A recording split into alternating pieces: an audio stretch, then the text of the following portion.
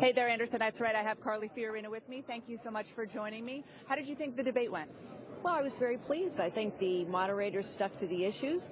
I think we each had time to make our points, and I was pleased with the points that I was able to make sure I expressed to the American people.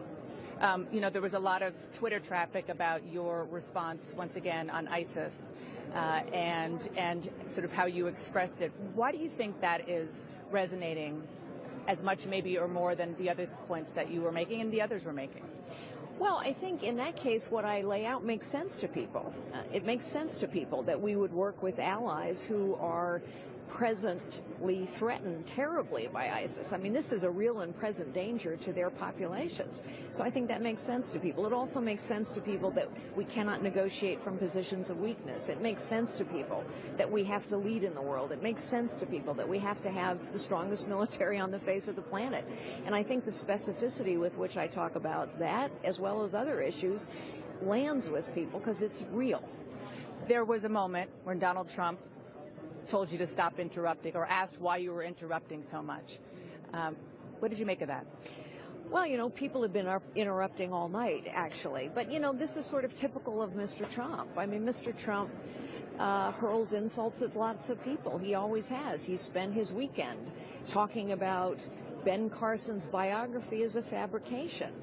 Mr. Trump's platform seems to be great, and everyone else is a loser. And frankly, I think a lot of people are tired of it. Do you think gender had anything to do with it? Well, you ask yourself. People were interrupting each other all night long. And suddenly when I make a point, Mr. Trump has to say, well, I wonder why she keeps interrupting. But it's typical of him. That's the point. It's typical. He finds a reason to insult virtually everyone he stands on the stage with eventually. Tonight it was my turn.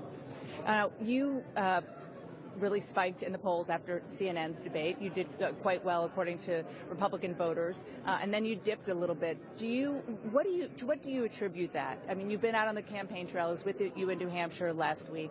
Do you think it's just the ebb and flow, or is there a way that you now have experience more after, I guess the fourth debate, where you feel like you can hold on to it a little bit more, and how do you think you can do that? Well, I do think it's the ebb and flow. I think we get a little fixated on national polls, which are in some cases asking less than 400 people what they think. But they got you on the main stage. Yes, they did, and that is my point. When I launched my campaign on May 4th, I was 16 out of 16. Less than 4% of Republican voters had ever heard my name. Now I'm sitting on a main debate stage with 7 other candidates. I'll stay there. Thank you so much. Appreciate it. Thanks nice so to much, see you. Anna.